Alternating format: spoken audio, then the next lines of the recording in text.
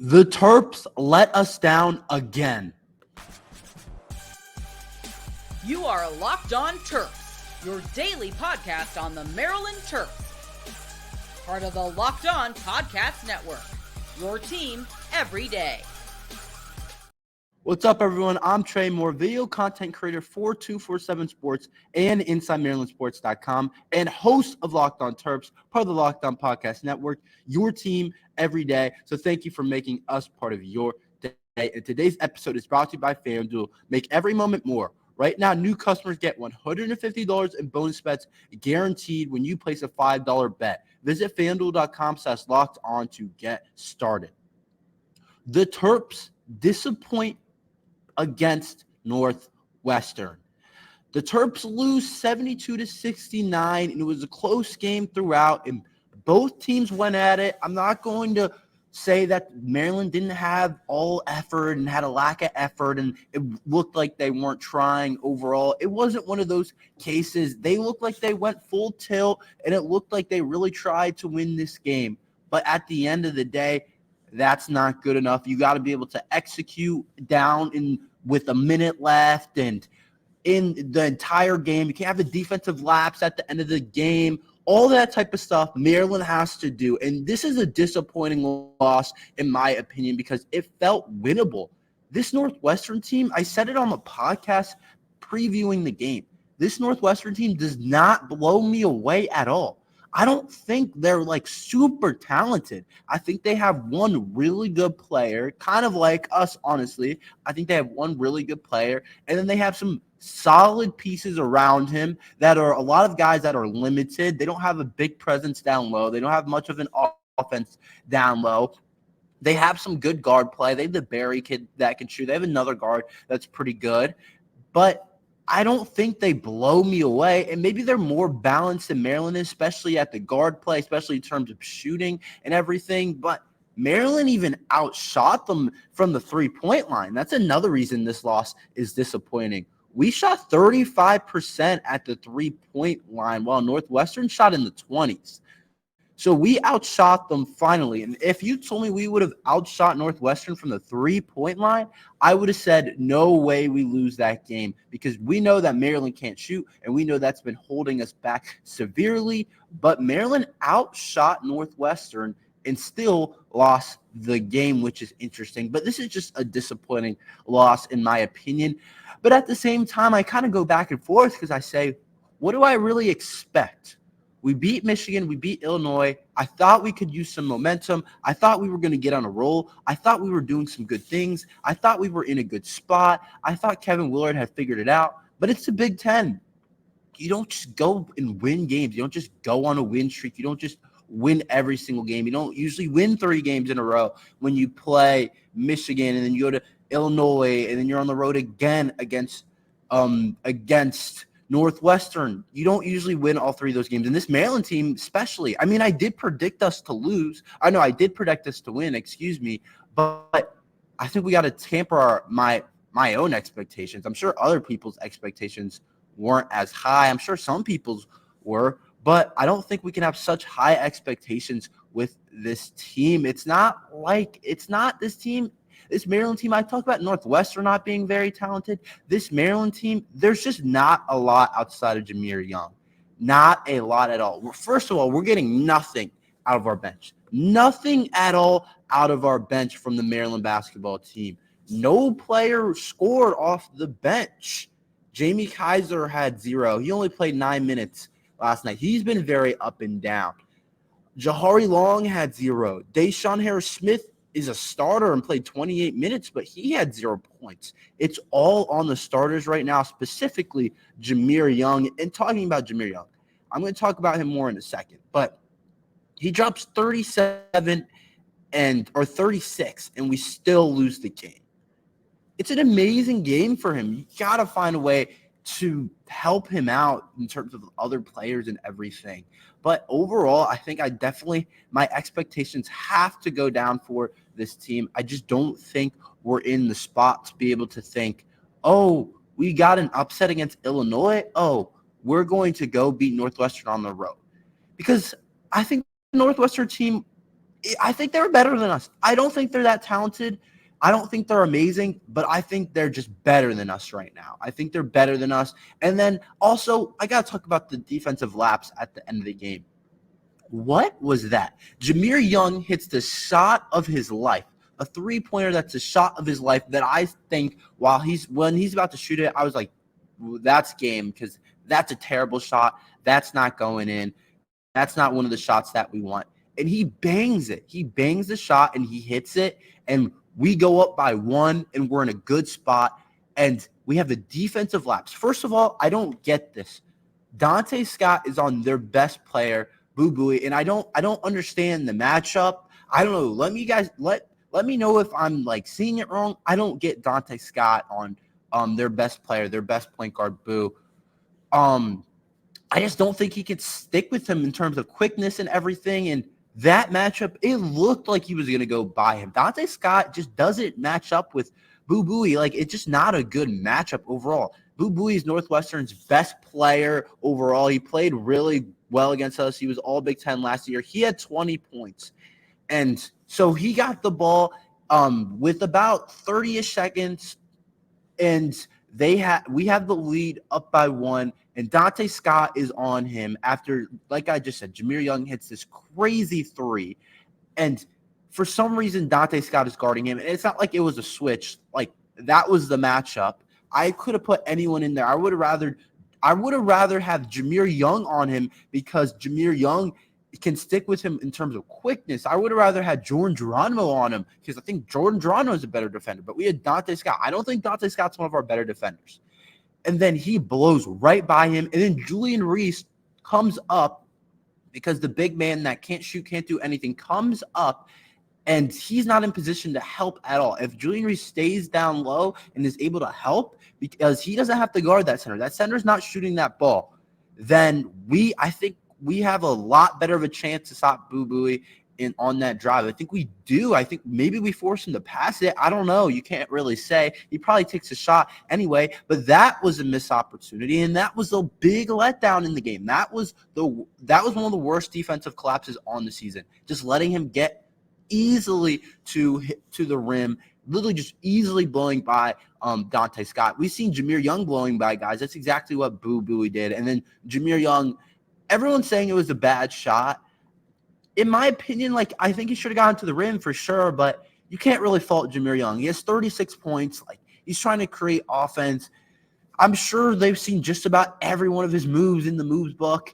Like, he's trying to do everything he can do, and he misses a pull-up jumper, and I'm not going to fault him for that shot. Maybe it could have been a better shot selection overall, but I can't fault Jahmir Young overall for that shot. I think we just have to get better overall and do some things. But that was a letdown of a loss. It's not a bad loss. I think we're definitely improving. We did some things well. It's not definitely all dark. I think certain guys stepped up, but there's got to be a lot of things that we get better at.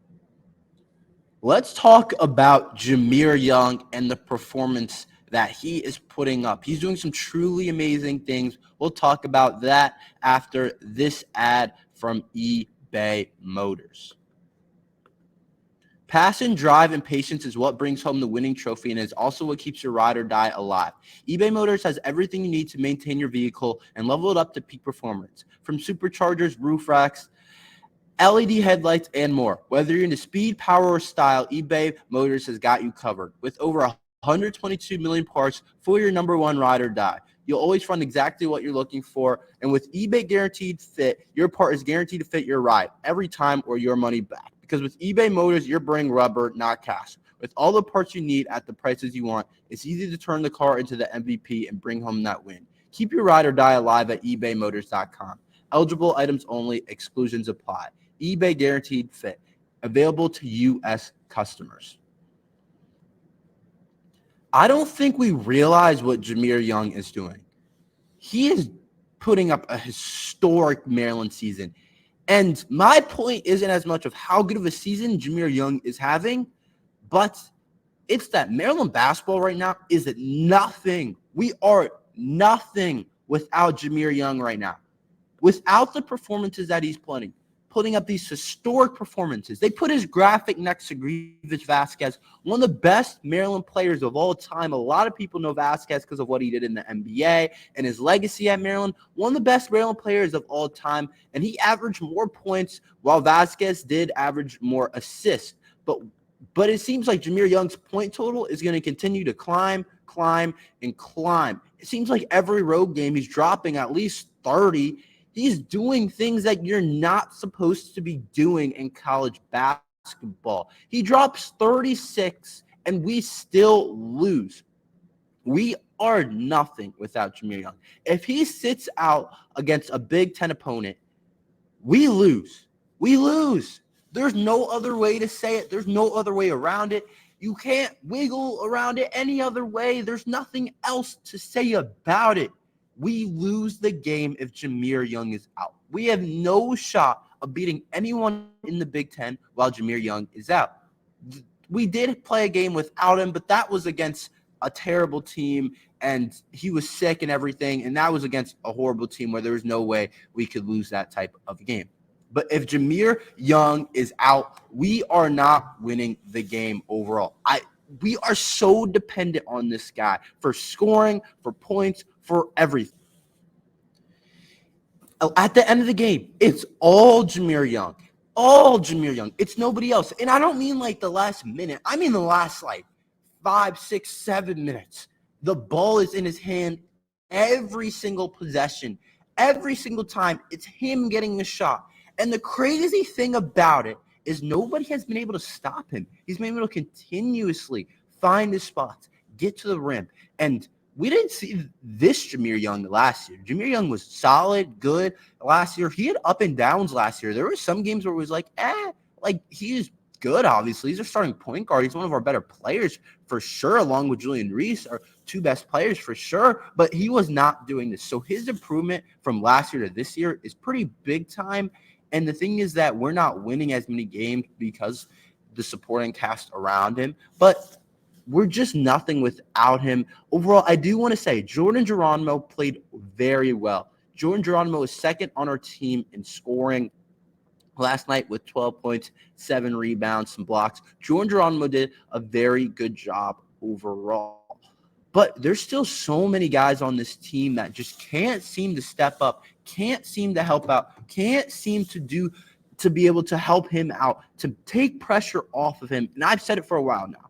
Deshaun Harris-Smith might have to come out the starting lineup. He wasn't in at part of the end of the game. They had Jahari Long in, and then he got back in. It's kind of weird how they do it at times. But I don't know if you start Jahari Long now. I don't know exactly who you start in that spot because Jahari Long is still kind of coming back, it feels like, from that injury. He didn't score either. But it does feel like we need something outside of Jahmir Young overall in terms of the guard play in the starting lineup, guys that can create their own shot. And right now, Deshaun Harris-Smith isn't there. And we need scoring. We need guys that aren't going to play 28 minutes is what Deshaun Harris-Smith played and drop 0 points. And Deshaun Harris-Smith is going to be a great player, but I just don't think he's ready to start and play that many minutes, especially with the shooting struggles he's having and all that type of stuff. It's really hard to get to the rim he's learning, which he was able to do in high school. But I think Jahari Long should maybe get some minutes or get some starting time because I just think we got to take some pressure off this kid.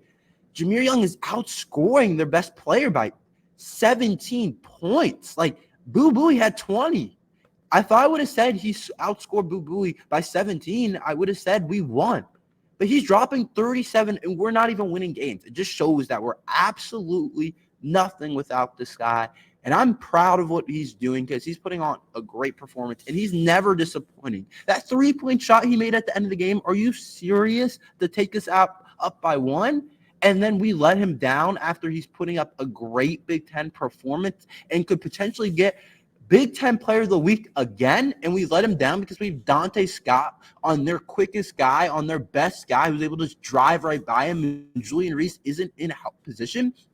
At this point, this season feels like it's more about Jahmir Young to me than it is about Maryland basketball overall, and that's kind of stupid for me to say, but it feels like Maryland basketball is letting Jahmir Young down overall, and that he has a chance to do something special, and he's doing something special, but he's not going to get the recognition that he deserves because we probably won't make it to March, and he's not going to be able to get that type of recognition because we're not winning enough games. And he deserves that because he's truly carrying this team. And right now we're nothing without him overall. We're just letting Jahmir Young down, and I'm just pretty upset because of how well he's playing at a historic level. He deserves to be a winner this season, and I don't know how much of a winner he's going to be able to say he was after this season. But one thing's for sure, he has done enough. I don't care about how the last shot of the game looked like. Taulia Tagovailoa just got something denied. We'll talk about that after this ad from FanDuel. The NFL regular season is wrapping up, but there's still time to get in on the action with FanDuel, America's #1 sportsbook. Right now, new customers get $150 in bonus bets guaranteed when you place a $5 bet. That's $150 in bonus bets, win or lose. The app is easy to use, and there's so many different ways to bet, like live same-game parlays. Find the bets in the new Explore tab. Make a parlay in the Parlay Hub, the best way to find popular parlays, and more. So visit FanDuel.com/lockedon and make the first bet a layup. FanDuel, the official partner of the NFL. So this Taulia Tagovailoa situation is really interesting overall. So, like you guys know, he tried to get a waiver to be able to go back in the transfer portal for, I guess, a 6-year it would be, and to be able to come back into college football after saying it looked like he was going to declare for the draft, but his waiver looked like it got denied. So now Taulia Tagovailoa has to enter the draft. There was a lot of talks about him going to Miami, not the Dolphins, to the University of Miami, but you kind of knew that fell through when Cam Ward came back and decided to go to Miami instead of going into the draft. Cam Ward is the Washington State quarterback, really solid player for Miami, really good player overall. When he decided he was coming back to Miami and decided to transfer there instead of entering the NFL draft, you knew something was wrong. And then we got the report a couple days ago that Taulia Tagovailoa is going to the NFL draft. So he's very interesting in terms of his draft status because I have no idea where he's going to go. But this is kind of how I take it, how I see him in the NFL. He's not a starting quarterback in the NFL. Main reason why is because he doesn't have enough traits, physical traits. The NFL, a big part of getting drafted early and just being a starting quarterback is traits. Like you look at the top guys, they're all like strong arm. Most of them are pretty big guys, and a lot of them can move pretty well. Basically, all of them in today's game can move pretty well. But you look at it, big arm, can move, can throw on the run, all that type of stuff. Big-time arm talent. And it's not that Taulia doesn't have arm talent, but he doesn't have the type of arm talent that you would have to go in the first round in terms of just natural ability to just sling it, make NFL throws. I think Taulia is more of a guy that's just accurate, that has a place in the NFL as a potential backup. But the NFL, when they're looking at guys in the draft, they go on guys with high ceilings. And Taulia Tagovailoa doesn't give you that high ceiling, in my opinion, because he just doesn't have the arm strength. He doesn't have the size for sure. He's really small. And you look at a guy like Bryce Young, he got drafted, but that's very rare. And even Bryce Young probably has a bigger arm than he does. And Bryce Young was the Heisman winner, and he's just a kind of anomaly. But when you look at Taulia Tagovailoa and his NFL status, it's just not going to be exactly there, in my opinion. I do think he has a chance to get drafted. We'll see overall. It'd be interesting to see who drafts him, but I think he can be a backup at the next level. I do think he can do that. So overall, I can't wait to see if he gets drafted because that'll be sick. There's been a bunch of reports. A lot of people talk about him, which brings some recognition to our program, partly because of his brother Tua, but in my opinion, he's not a first probably 3-4 round guy, but could go in the 5th, 6th, 7th round because of his college production. He is an accurate thrower of the ball. He definitely will be in someone's camp. I'm excited to see what he can do overall. That's all we have for today. Thank you for listening to Locked on Terps. Make sure you like and subscribe. We're here every day talking Maryland football and basketball. So thank you for listening to Locked on Terps.